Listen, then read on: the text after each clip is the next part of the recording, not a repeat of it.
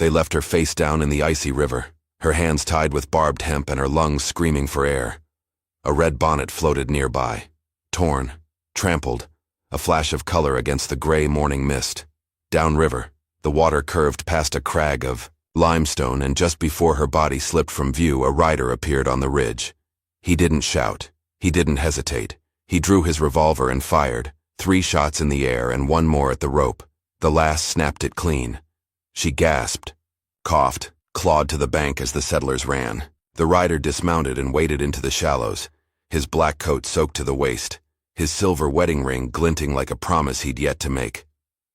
Before sunset, he married her in front of the same river they tried to bury her in. But that's not where this story begins. Before we jump back in, introduce yourself and where you're tuning in from, and make sure you're subscribed so you don't miss what happens next. This is Old West Stories, and today, we're telling the tale of a widow no one wanted, a man with more gold than friends, and the river that tried to keep them apart.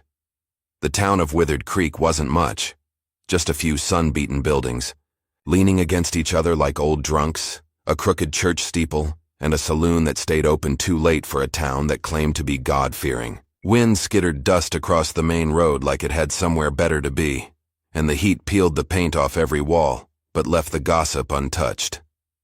At the far edge of town, where the fences thinned and the land gave way to river reeds and cottonwood trees, there stood a lonely cabin, no smoke from the chimney, no light in the windows, only a weathered rocking chair on the porch, creaking on its own when the breeze came from the north. That was her home. Her name was Eliza Morrow, though most folks only said the widow. The name was a warning, a spell they whispered like it might summon bad luck if spoken too loud. 3 years ago, her husband drowned in the river during a spring flood. Some said he fell in drunk. Others swore she pushed him. No one ever asked Eliza. She was tall but stooped, walked with a slow limp that looked older than her 30-odd years. A jagged scar ran from her left ear down to her collarbone, half hidden by her hair but not well enough. The children called her River Witch when they thought she wasn't listening, but Eliza heard more than folks gave her credit for. She simply chose silence. The scar came from the same flood that took her husband. When they pulled her from the water, her body was torn and cold as stone. She lived, but only just. Some said she should have died with him. One old preacher went so far as to call her survival unnatural. That's all it took. From that day on, Eliza walked alone. She spoke only when spoken to, and even then, her voice was soft, like wind moving through dry grass. The town's women crossed the street when she passed. The men tipped their hats out of fear, not respect.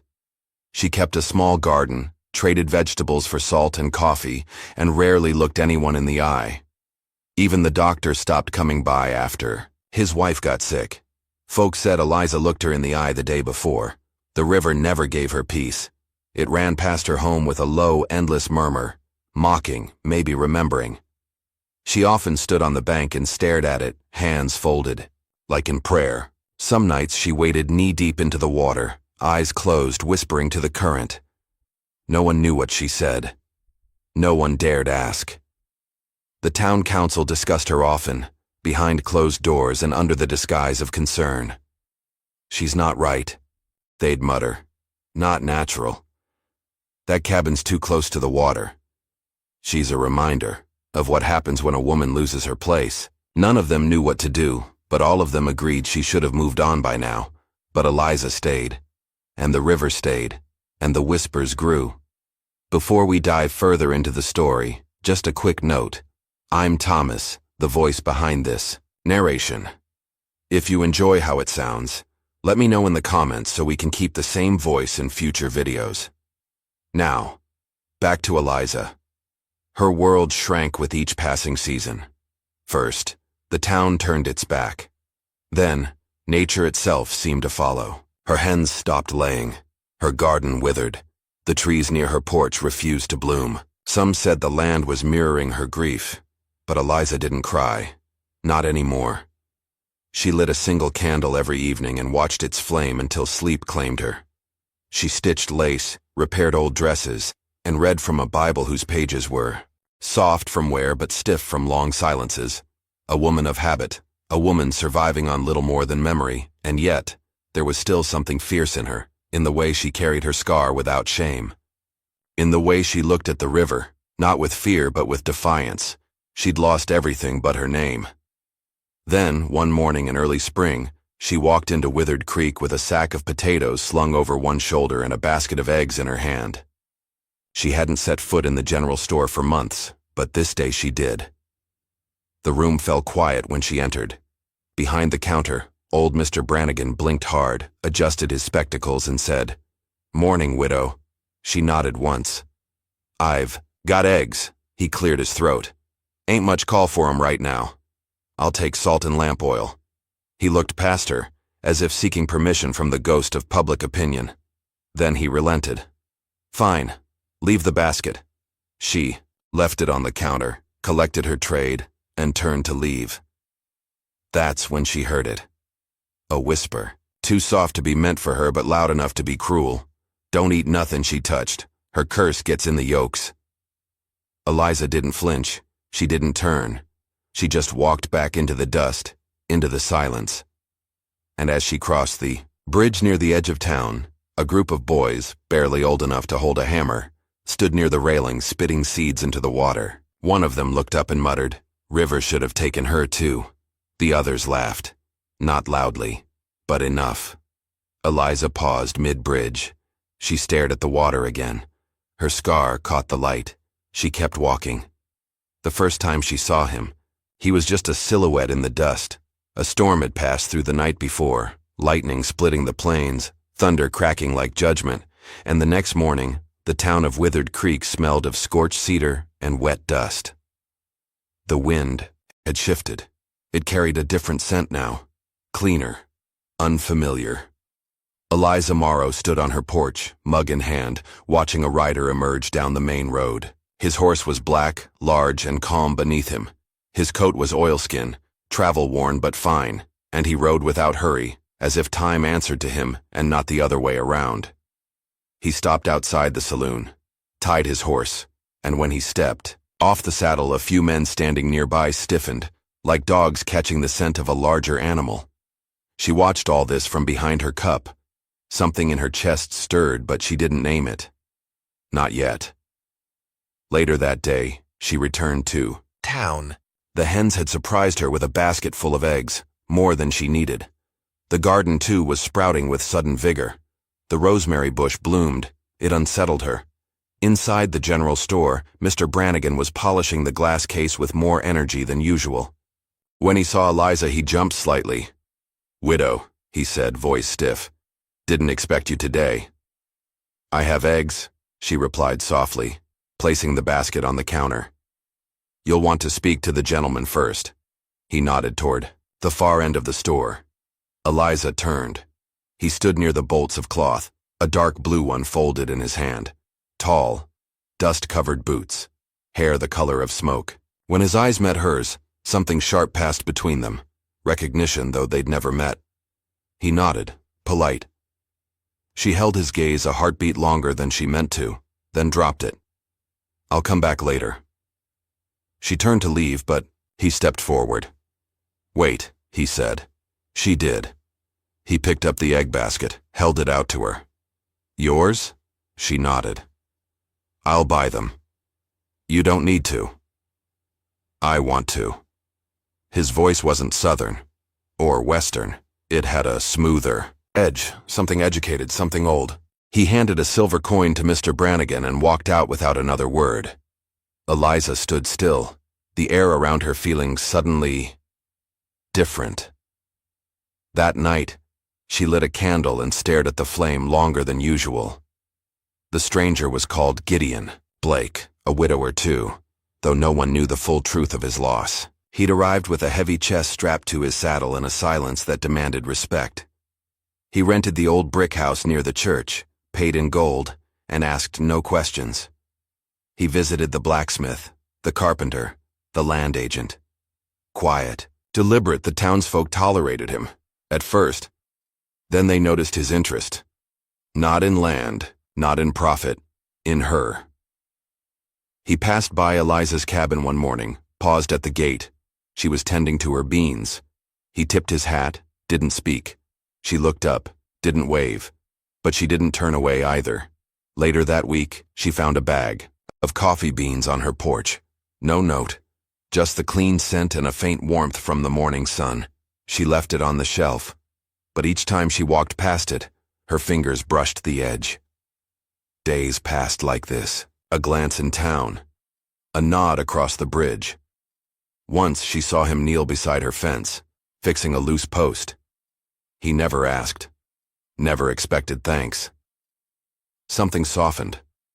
One evening, she found him by the river. He stood in the shallows, coat removed, sleeves rolled. He watched the current with the same expression she wore when no one was looking. Quiet, reverent, wounded. "You come to stare at it too?" she asked, surprising herself. He turned slowly. "It doesn't let go easy, does it?" "No," she whispered. "It doesn't." They said nothing more. The wind stirred the cottonwoods. Frogs called from the reeds. The silence between them wasn't heavy. It was shared. But the town noticed, and it didn't like what it saw. "Mark my words," hissed Mrs. Dyer, the preacher's wife. "He's bewitched." "He's not the only one," muttered Jonas Bell, who once proposed to Eliza before she married the man who drowned. "They say he's rich," said the barber, "but gold don't mean wisdom." That week someone carved witch into Eliza's fence. She didn't fix it. She let the word bleed into the wood like it belonged. One morning her chickens were gone, vanished. No blood, no tracks. Just silence. Another morning, she found a dead cat nailed to her door. The eyes had been cut out. Still, Gideon came. He brought her honeycomb one day, wrapped in cloth. She made tea. They drank it in silence. Another day, he found her on the riverbank, barefoot, her hem wet. She didn't flinch when he approached. Just looked at him. "Why me?" she asked. "Because you don't ask to be saved." She blinked. "And yet you keep trying." "I don't think you need saving," he said. "I think you just deserve someone who stays." She said nothing. Her hands trembled just once, then stilled. Trouble was building. A meeting was called. Behind the church after dark. 15 men and a few women with torches and angry eyes. "She's cursed the land," one said. "She'll drag him under with her. It's just a matter of time." No one said what they planned, but the next morning, Gideon's horse was found with a deep slash across its flank. The blacksmith wouldn't look him in the eye. The doctor refused him medicine. Eliza found him sitting by the fire, a cloth soaked with whiskey pressed to his arm. "They're afraid of me," she said. "They should be afraid of themselves," he replied. One night, the wind shifted again. It howled low through the trees and snapped the shutters. Eliza stood at her window. In the distance, she saw torches moving. Not one, not two, 6, maybe more. She reached for her shawl. Outside, near the porch, Gideon waited, rifle in hand. No fear in his eyes. "They're coming," she said. "I know. You should leave. So should you." She looked past him, at the dark line of trees, at the river beyond. "It won't stop, you know. Even if you fight them, even if we run, I'm not here to fight," he said softly. "I'm here to stand." And for the first time in 3 years, Eliza Morrow believed someone meant it. The frost came early that year. One morning, Eliza stepped outside and saw the breath leave her body like smoke. The trees had turned sharp and skeletal. The soil cracked beneath her boots. She had grown quiet, quieter than before. Something in her was beginning to curl in on itself, like leaves in fire. The town stopped pretending to tolerate her. One Sunday, she tried to attend church. She wore a simple blue dress, the one with the small lace collar her mother had sewn. She arrived early, sat in the back pew, head bowed. When the preacher entered, he stopped mid-aisle. Mrs. Dyer stood. "That seat's not for her." No one moved. No one invited her to stay. Eliza rose, dignified. She left without a word. Outside, A child threw a stone at her shoulder. "My pa says you ain't human." She didn't flinch. But later, when she reached her cabin, she sat down on the floor and wept into her skirts. It was the apples that finally broke her. Her orchard, the only thing her late husband ever gave her worth keeping, had borne fruit. Dozens of sweet, heavy apples, red and gold, hung like ornaments on the trees. For weeks she'd been planning to jar them, sell them, maybe even trade for cloth.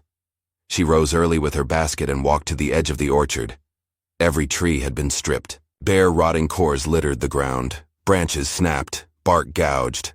A blackened apple lay by the fence, half chewed, tossed there like trash. She dropped the basket. Her legs buckled. She fell to her knees, fingers grasping dirt. That night, she didn't light the fire. Didn't eat. Didn't speak. The next day, they came with rope. 4 men. 2 of them she recognized, Jonas Bell among them. Faces masked with cloth, but she knew their boots. She knew the way they moved. She was feeding the hens when she heard the latch break. They grabbed her, rough hands in her hair at her waist. "No one's gonna miss you," one hissed. She fought, clawed, bit a man hard enough to draw blood, and earned a slap so fierce her lips split open. They dragged her into the forest, past the old trail, down to the river's bend, where the water ran deepest. "This town was cursed the day you showed up," Jonas growled. They didn't tie rocks to her feet. They just shoved her. The water was ice. She thrashed, the current pulling at her limbs like fingers. Her lungs burned. Her skirts tangled around her knees. She clawed upward, once, twice, then sank. The world blurred into silence. She washed up on the far bank, coughing river silt. Her dress was torn, skin scraped raw. She lay in the mud, face to the sky, eyes wide. Let it end, she thought. Let me be done. She wandered, soaked and shoeless for hours. Her breath clouded the air. Her hair was frozen at the ends. The trees blurred. Her fingers bled. The trail disappeared. Then the snow began. Light at first, then heavier. Eventually, she collapsed. There, near a dead stump, in the hush of the woods, Eliza Morrow gave up. She curled into herself. Her lips were blue, and that might have been her end. But he found her. Not like a hero. Not on a horse. On foot. Gideon moved through the woods like a man tracking something sacred. His coat was wet, his beard rimmed with frost. He carried a lantern, eyes hollow from searching. When the light landed on her broken body, he knelt, not with panic, but with reverence. "Eliza," he whispered. Her eyes fluttered.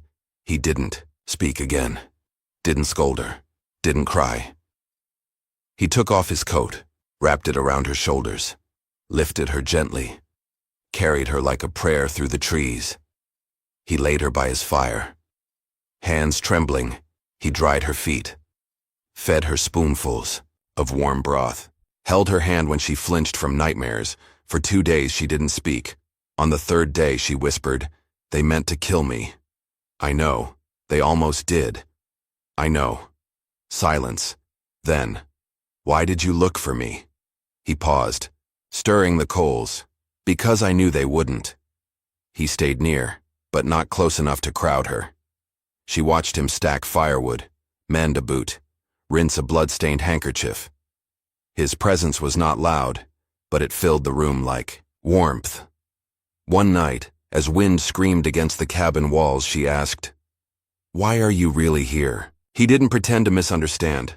"My wife died 6 winters ago," he said. "Consumption took her slow." She was kind. She was light. "You're fire," Eliza blinked. "I don't need fixing," she whispered. "I don't want to fix you," he replied. "I just want to be the man who doesn't leave." Outside, the wind eased. Inside, she reached across the table, her scarred hand finding his. He didn't grip it. He just held it. Steady. Like the first thing she could finally trust. The thaw came slowly. First, the creek softened at its edges. Then the trees shed their coats of snow. By the time the first robin called out, Eliza had taken to walking again. Slow but steady. Each step a kind of rebellion. Gideon was there when she fell. was there when she stood back up. By April, she no longer flinched at every knock on the door. By May, she answered it herself. They moved back to her cabin together. It was a wreck. The roof sagged, the hearth smoked, the orchard was still barren. But it was hers. And now his too. Together they rebuilt. He patched shingles with pine planks. She restitched every curtain. She even painted the porch rail, slow strokes of whitewash brightening the weary boards. Gideon didn't suggest changes. He asked, "Where? Do you want the fence? Do you want to keep the orchard? Can we build the corral near the rise?" They planted wildflowers along the path, mended a broken trough, carved a small wooden sign and hung it over the barn door. Morrow and Wyatt. Just two names. But it felt like a vow. One night, under a blanket of stars, Eliza stepped outside and saw it. Her home, standing proud, smoke rising, chickens resting, horses asleep. Gideon joined her. "I never thought I'd feel safe again," she said softly. "You don't have to be safe to be strong," he answered. "But you're both." She smiled, the first real one in months. "You did this with me," she whispered. "No," he said. "You just let me walk beside you." Then the letter came, folded rough, carried by a young boy on a skittish mule. It bore a seal Eliza didn't recognize, but Gideon did. He didn't read it aloud, just stood by the hearth a long while, jaw clenched, letter trembling slightly in his hand. Then he burned it. Eliza didn't ask right away, but the silence changed. Gideon stared out the window more, walked the ridge alone at night. And when she asked if something was wrong, he said, "It's nothing we can't outlast. But even storms that pass can tear roofs clean off." A week later, the man arrived. Black coat, pale horse, eyes like glass. Marshal, Ellis Kane. Gideon stepped out to meet him, hand near his belt, not on his gun, just near it. "Marshal," Gideon said, "I figured you'd come eventually." "You ran out of eventuallys, Wyatt." Eliza stepped beside him. Kane raised a brow. "You told her?" "Told me what?" Eliza asked quietly. Kane answered for him. "Your husband helped bury a town, ma'am, not just with shovels. With fire." Gideon didn't look away. Eliza's mouth went dry. "He was a bounty man," Kane continued. "Worked both sides of the law. Took gold for heads. Sometimes before the law even knew the names. Made enemies, made widows, burned bridges and barns. Then he vanished." Eliza looked at Gideon. He said nothing, but he didn't deny it. That night the fire burned low. Eliza sat by the table staring at her hands. "I thought I'd have time to explain," Gideon said finally. "Not hide it, just soften the edge." "You burned towns?" she asked. "No, but I burned down. The parts of me that didn't know better. You lied. I survived. Like you did." The next morning, Kane returned. "Turn yourself in, Gideon. I'll let the girl keep the ranch, maybe even the horses." Gideon didn't move. Eliza stepped between them. "He's not going anywhere." Kane laughed. "You think a woman this town tried to drown gets to speak for justice?" "No," she said. "But I get to speak for myself." She looked at Gideon. "Do you regret what you did?" "I regret who I had to be," he said. She nodded. "Then you stay. Let the past come if it must. But I won't lose another man to fire." Kane spat in the dirt. "He's not worth dying for." Eliza stepped forward. "Then you'd best not raise your gun, Marshal." Kane didn't. He looked at them both, saw what was between them, and rode away. That night they stood again on the porch. Same stars. Same wind, but a different kind of quiet, the kind that comes after the storm. Gideon turned to her. "You still want my name?" She took his hand. "I already built a life with it." The town was quiet when they rode in, not silent like fear, not angry like before, just quiet, like something had shifted, like the wind had turned. Gideon rode tall beside her, reins in one hand, the other resting lightly on the pommel. Eliza sat straighter than she ever had, chin lifted, eyes ahead. She wore her blue dress again, the one with the lace collar.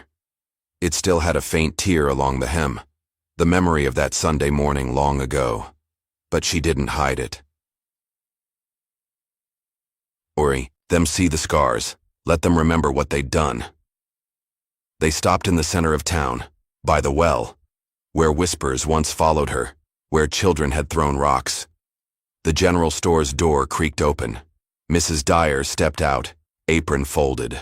In her hands, behind her a dozen others gathered, drawn by the weight in the air.